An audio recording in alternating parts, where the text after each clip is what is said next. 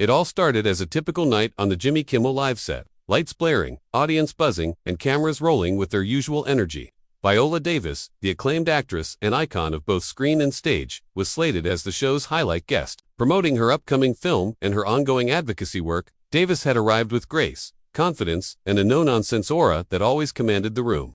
The production team was thrilled. Viola's interviews were always a mix of powerful storytelling and compelling thought, sparking emotion and admiration. But beneath the show's vibrant lights, tensions were simmering. Rumors had swirled for weeks in the Hollywood grapevine about Davis growing increasingly impatient with late-night talk show antics, especially when serious topics were downplayed for the sake of comedy.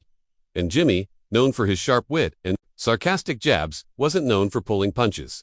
As the interview began, viewers watching live had no clue they were about to witness one of the most controversial and unexpected moments in late-night television history. The conversation started. Harmlessly enough, Jimmy cracked a few light jokes about Viola's intense roles, and she responded with her signature slow grin and dry wit.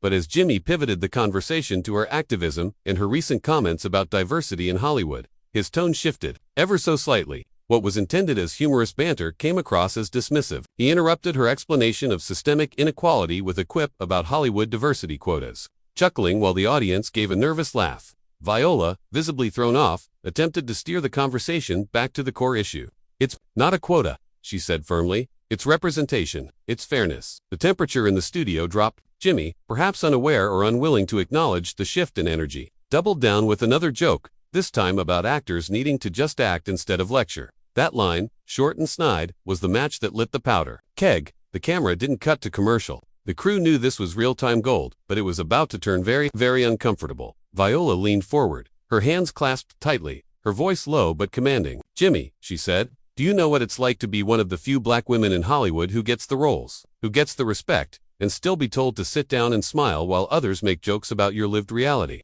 The audience fell silent. Kimmel, clearly taken aback, tried to backpedal, but it was too late. The damage had been done. What followed wasn't an outburst, it was a monologue of truth. Viola laid bare her journey, from poverty in South Carolina to her rise in an industry that only recently began to acknowledge her worth. She talked about how every red carpet was a battlefield, how every award season came with subtle erasures, and how shows like his often treated these struggles like amusing talking points instead of personal wars. Her eyes never left his.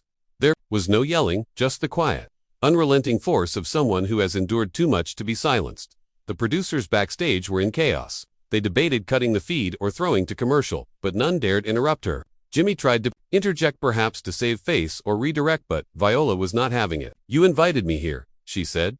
"Not for your punchlines. For my story, and I won't have it twisted into something digestible for late-night laughs." Her words were met with a mixture of stunned silence and occasional murmurs from the audience, some nodding in agreement, others visibly uncomfortable. Jimmy attempted to crack another joke, nervous energy driving him, but it landed flat. Viola stood up. Without waiting for the segment to end, she removed her microphone and placed it on the chair. "If you can't let me speak without mocking the truth of it, then you don't deserve to hear me speak at all." The audience gasped. Jimmy looked like he had seen a ghost. Security didn't need to escort her.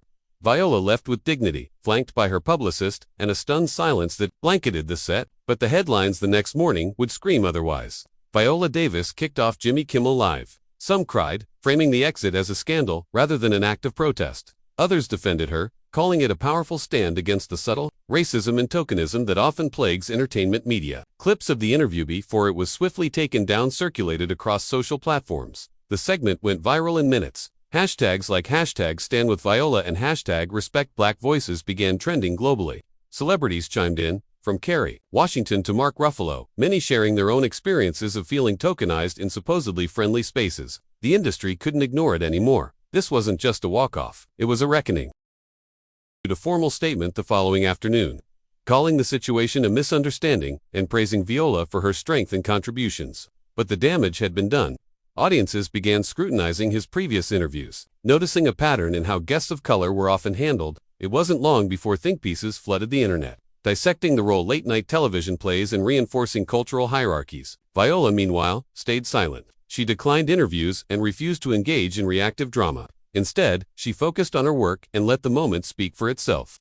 But even in her silence, her message echoed through every corner of the entertainment world. Respect cannot be optional, especially not when it comes wrapped in laughter. Weeks later, Viola finally broke her silence at an awards ceremony honoring her humanitarian efforts. Taking the stage, she said simply, "Truth is often unwelcome where comfort lives, but I will never stop speaking it." The audience gave her a standing ovation. No scripts, no talk show edits, just raw, unfiltered applause.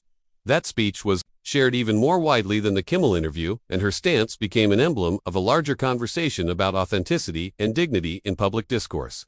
Jimmy Kimmel, while still hosting his show, visibly shifted his approach in future interviews. Whether out of guilt, growth, or fear, he became more conscious, more respectful. The Viola incident had altered the trajectory of the show itself. It wasn't just entertainment anymore. It was now a platform held accountable. Viola's moment also sparked a larger wave of change in Hollywood. Studios began implementing more stringent inclusion policies, not just hiring diverse faces, but also ensuring equitable treatment and narrative power behind the scenes. Talk shows reevaluated their formats, and a handful even brought in cultural consultants. Audiences, empowered by what they had witnessed, demanded more than just entertainment. They wanted truth, depth, and respect. A new era was dawning, and Viola had unintentionally become one of its most influential catalysts. Her grace under fire became a blueprint for standing one's ground without resorting to aggression. She had walked off, not in weakness, but in unshakable strength, and the world, watching with bated breath, took note. In the months that followed, Viola's career flourished in unexpected ways. She turned down several mainstream interviews and instead produced a docuseries titled Unmuted, spotlighting voices in the industry who had been silenced or sidelined. It became an instant hit, winning awards and inspiring similar projects. What had started as a conflict had transformed into a cultural moment of awakening.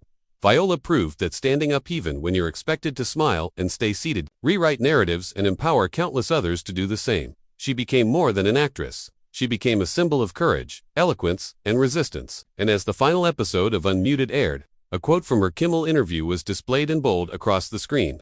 "You don't get to laugh at my pain and then ask me to smile." Looking back, many agreed it wasn't just a clash between a host and his guest. It was a clash between comfort and courage, between the old ways and a demand for something better. Viola Davis didn't just walk off a set that night. She walked into a new chapter of her legacy, one where silence was no longer an option, one where power didn't require volume, just clarity. And though Jimmy Kimmel continued to host, and the show carried on, that moment served as an immortal reminder that sometimes the most transformative changes don't come from applause, come from the moments when the room falls silent, and someone dares to speak the truth anyway.